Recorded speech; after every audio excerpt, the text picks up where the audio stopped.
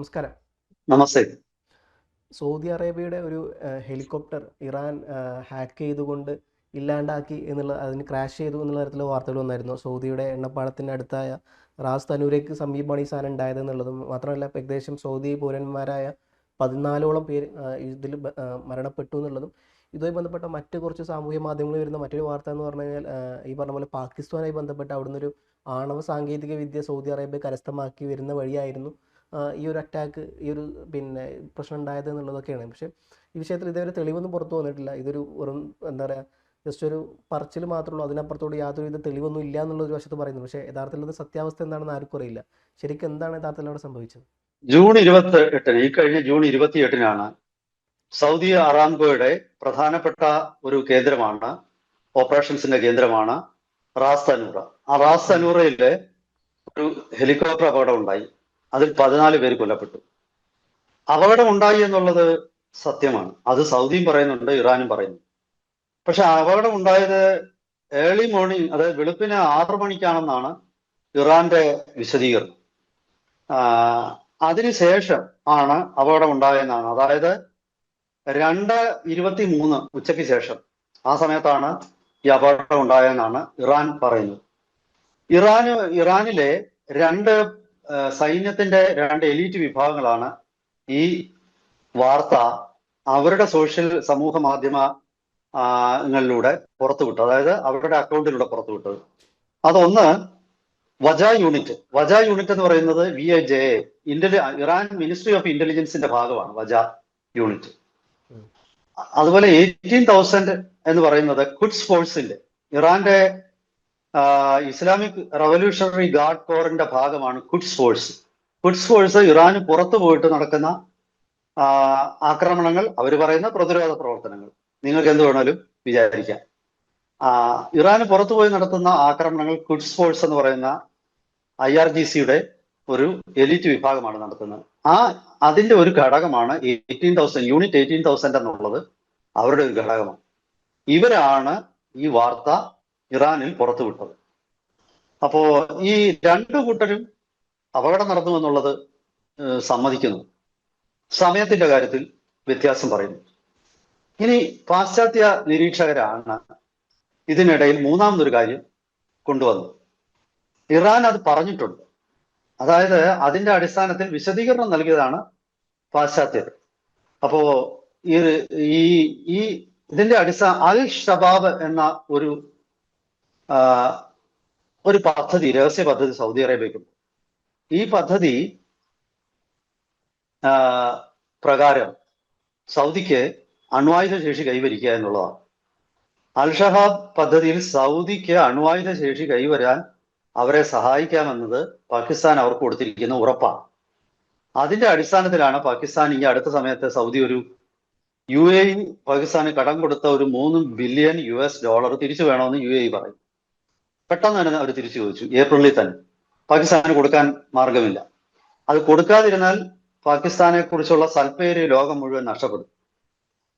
അപ്പോൾ Saudi Arabia പെട്ടെന്ന് സഹായഹസ്തം നീട്ടി. ഈ $3 ബില്യൺ സൗദി അറേബ്യ അവർക്ക് കൊടുക്കുകയും പാകിസ്ഥാൻ അത് UAEക്ക് തിരികെ കൊടുക്കുകയും ചെയ്തു. പക്ഷെ ലോകത്തിൽ ഒരു കാര്യവും ഫ്രീ ആയിട്ട് ആർക്കും കിട്ടത്തില്ല. നിങ്ങളെ കണ്ട ഒരാൾ ചിരിക്കുന്നുണ്ടെങ്കിൽ ആ ചിരിയുടെ പിന്നിലും ഒരു പ്രതിഫലമുണ്ട്. ആ പ്രതിഫലം നിങ്ങൾ കൊടുത്തിരിക്കും. ലോകത്തിൽ എല്ലാത്തിനും ഒരു വിലയുണ്ട്. ആ വില കൃത്യമായിട്ട് കൊടുക്കുകയും വാങ്ങുകയും ചെയ്താൽ ബന്ധങ്ങൾ ഊഷ്മളമായിരിക്കും. വില കൊടുത്തില്ലെങ്കിൽ ബുദ്ധിമുട്ടാണ്. ഇത് ഒരു സാമാന്യ തത്വമാണ്. പവിത്രമായ ബന്ധങ്ങളൊന്നും ലോകത്തിലെങ്കിൽ അതൊക്കെ ചുമ്മാതെ പറയുന്നു. ഒരു ഇറ്റ് സ്നേഹം പോലും നിങ്ങളുടെ കുടുംബത്തിലെ ആയാലും ഈ സ്നേഹത്തിനെല്ലാം തന്നെ ഒരു വിലയുണ്ട്. ഇത് എനിക്ക് വ്യക്തിപരമായിട്ടുള്ള എൻ്റെ ഒരു അഭിപ്രായം. ഇവിടെ ഇറാനെ സംബന്ധിച്ചിടത്തോളം ഇറാൻ പറയുന്നത്, ഞാൻ ഈ പറഞ്ഞ 18,000 യൂണിറ്റും വജ യൂണിറ്റും ഒക്കെ പറയുന്നത്, അവര് ഹാക്ക് ചെയ്തിട്ട് ഈ ഹെലികോപ്റ്റർ തകർത്തു എന്നുള്ളതാണ്. ഈ ഹെലികോപ്റ്ററിൽ 14 യാത്രക്കാരുണ്ടായിരുന്നു. അതിൽ 13 പേരും തൽക്ഷണം മരിച്ചുപോയി. ഒരാൾ രക്ഷപ്പെട്ട ആളിന് റേഡിയേഷൻ പൊള്ളലുകളുണ്ട്. റേഡിയേഷന്റെ ഭാഗമായിട്ട് വരുന്ന പൊള്ളല്. അദ്ദേഹം പിന്നീട് സ്വിസ് പാസ്പോർട്ടും അദ്ദേഹത്തിനുണ്ട്, സൗദി പൗരനാണെങ്കിലും. അങ്ങനെ സ്വിറ്റ്സർലൻഡിലേക്ക് അദ്ദേഹത്തെ പിന്നെ കൂടുതൽ നല്ല ചികിത്സയ്ക്ക് വേണ്ടി മാറ്റിയെന്നൊക്കെയുള്ള വാർത്തകൾ ഇതിനിടയ്ക്ക് പുറത്തു വന്നു. ഇനി പ്രൊജക്ട് ഷഹാബിന്റെ ഭാഗമായിട്ട്, അത് നമ്മൾ മുമ്പേ പറഞ്ഞല്ലോ, സൗദിക്ക് ന്യൂക്ലിയർ ആയുധങ്ങൾ ലഭിക്കാൻ വേണ്ടിയിട്ടുള്ള ഒരു പ്രോജക്റ്റാണ്. അപ്പോ അതിന്റെ ഭാഗമായിട്ട് പാകിസ്ഥാനിൽ നിന്നും പാകിസ്ഥാനിൽ പോയി പരിശീലനം നേടി തിരിച്ചു വന്ന സൗദി പൗരന്മാരായിരുന്നു അതിലുണ്ടായിരുന്നു. ഒന്നാമത്തെ ആരോപണം. രണ്ടാമത്തെ ആരോപണം, ഇതില് ഒരു 4-5 ബോംബ് ഉണ്ടാക്കാനുള്ള അത്ര ക്വാണ്ടിറ്റി എൻറിച്ച്ഡ് യുറേനിയം 93% സമ്പുഷ്ടീകരിച്ച വെപ്പൺസ് ഗ്രേഡ് യുറേനിയം ഉണ്ടായിരുന്നു എന്നുള്ളതാണ്. അപ്പോ ഇത് അപകടം വന്നപ്പോൾ അതിൽ നിന്നുമുള്ള റേഡിയേഷനാണ് പുറത്തു വന്നതെന്നാണ് വാർത്ത വരുന്നത്. ഇതിപ്പോ നമ്മുടെ തെളിവുണ്ടോ? ഇത്തരം കാര്യത്തിൽ തെളിവൊന്നുമില്ല.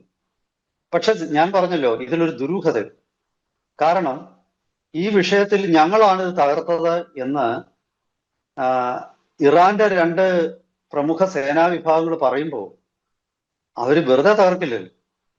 മാത്രമല്ല, ഈ 14 പേര് കയറുന്ന ഒരു ഹെലികോപ്റ്റർ എന്ന് പറയുന്ന ചെറിയ ഹെലികോപ്റ്റർ അല്ല. അതൊരു മിലിറ്ററി ട്രാൻസ്പോർട്ടേഷനോ അല്ലെങ്കിൽ ഗുഡ്സ് ഒക്കെ ട്രാൻസ്പോർട്ട് ചെയ്യാനോ ഒക്കെ ഉപയോഗിക്കുന്ന വലിയ ഹെലികോപ്റ്ററുകൾ. ഇതില് 14 പേരും മരിക്കുന്ന ഒരു കനത്ത അപകടം. ഹാക്ക് ചെയ്ത് എങ്ങനെയാണെന്നൊക്കെ ഇറാൻ വിശദീകരിക്കുന്നുണ്ട്.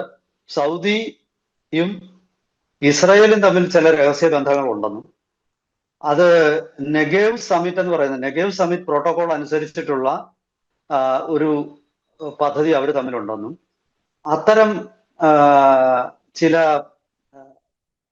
പ്രതിരോധ സംവിധാനങ്ങളുണ്ട്, അതിനെയാണ് ഹാക്ക് ചെയ്തതെന്നൊക്കെയാണ് ഇറാൻ പറയുന്നത്. ഇറാൻ വളരെ കൃത്യമായിട്ട് അത് പറയുന്നു.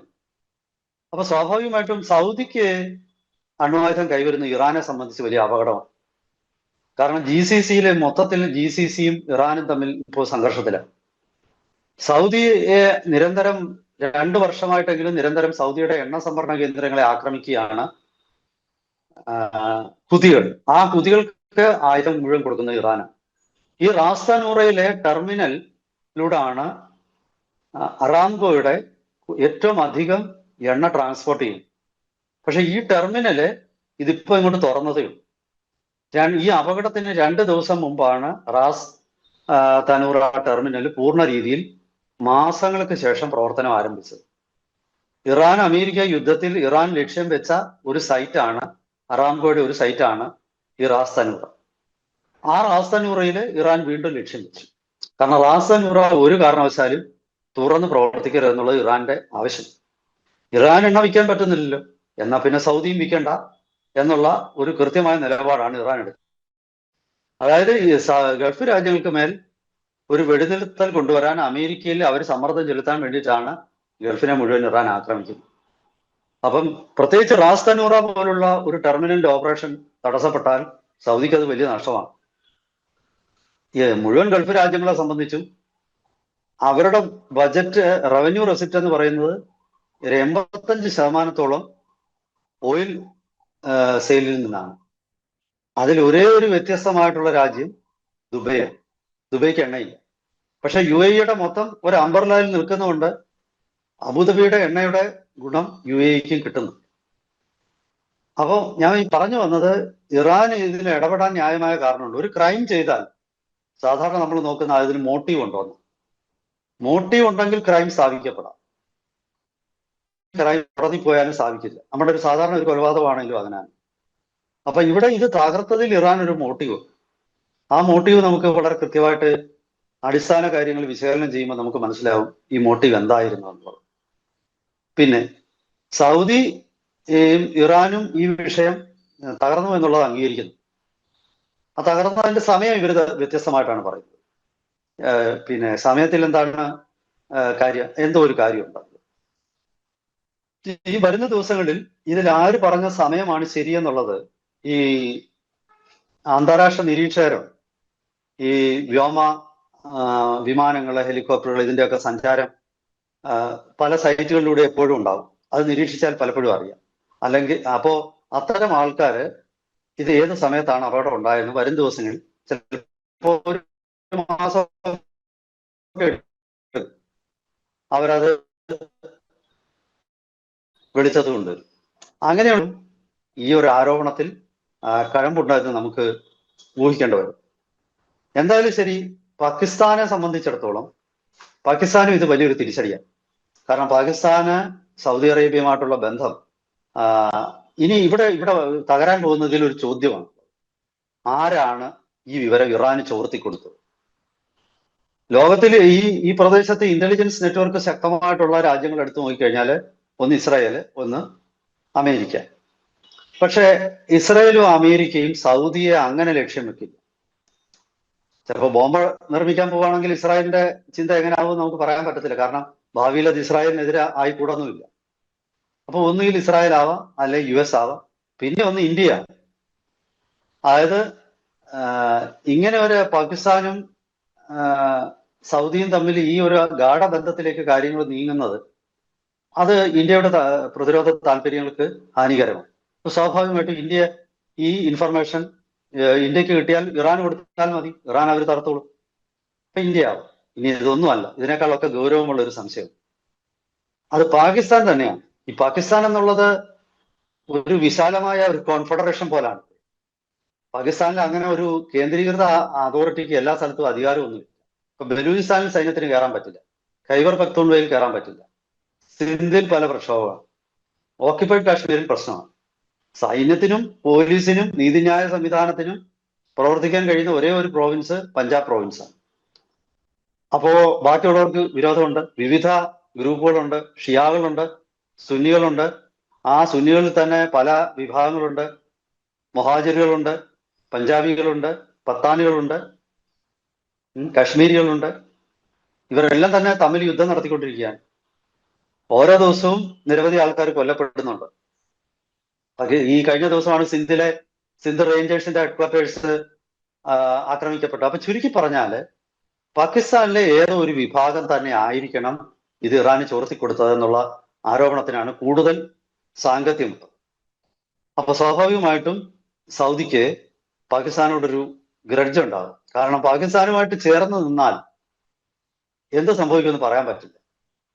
ഒരു വളരെ ഏകീകൃത സ്വഭാവമുള്ള ഒരു രാഷ്ട്രത്തിന് മറ്റൊരു രാഷ്ട്രവുമായിട്ട് സൗഹൃദത്തിലെത്തിയാൽ അവർക്ക് സഹായിക്കാൻ പറ്റും.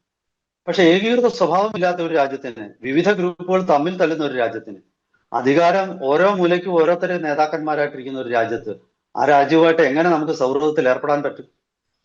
അങ്ങനെ സൗഹൃദത്തിൽ ഏർപ്പെട്ടാൽ അവിടെ എന്ത് പ്രയോജനമാണുള്ളത്?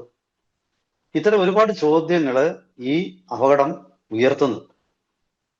ഇതിൽ എന്തോ ഒരു ദുരൂഹത ബാക്കിയുണ്ട് എന്നുള്ളതിൽ സംശയം. അല്ലെങ്കിൽ ഇതിലൊരാൾക്ക് റേഡിയേഷൻ നിമിത്തമുള്ള പൊള്ളൽ ഏൽക്കുക എന്ന് പറയുമ്പോൾ അവിടെ അണുവികരണമുള്ള എന്തോ ഒരു പദാർത്ഥം ഒന്നുകിൽ ഈ ഹെലികോപ്റ്റർ ഉണ്ടായിരുന്നു, അല്ലെങ്കിൽ ഈ റാസ്താനൂറയിൽ ഉണ്ടായിരുന്നു, തകർന്നു വീണ പ്രദേശത്തുണ്ടായിരുന്നു എന്നാണല്ലോ അർത്ഥം. എന്തായാലും ശരി, ഇതൊരു വല്ലാത്ത ദുരൂഹതയുടെ ഒരു കഥയായിട്ട് ഇപ്പൊ മാറിയിരിക്കുകയാണ്. ഇതിൽ ബോംബിന്റെ കഥ തന്നെയാണ് വിശ്വസിക്കാൻ തോന്നുന്നത്. എന്തായാലും ശരി, വരും ദിവസങ്ങളിൽ ഇത് സംബന്ധിച്ച കൂടുതൽ വിവരങ്ങൾ പൊതുവിടത്തിൽ പ്രത്യക്ഷപ്പെടുത്തുന്നതിനോട് ഇടുമ്പോൾ നമുക്ക് വിശകലനങ്ങളും വിശദീകരണങ്ങളുമായിട്ട് വീണ്ടും നമ്മുടെ പ്രേക്ഷകരുടെ മുന്നിലെത്താം. ഒരിക്കൽ കൂടി എല്ലാവർക്കും നമസ്കാരം.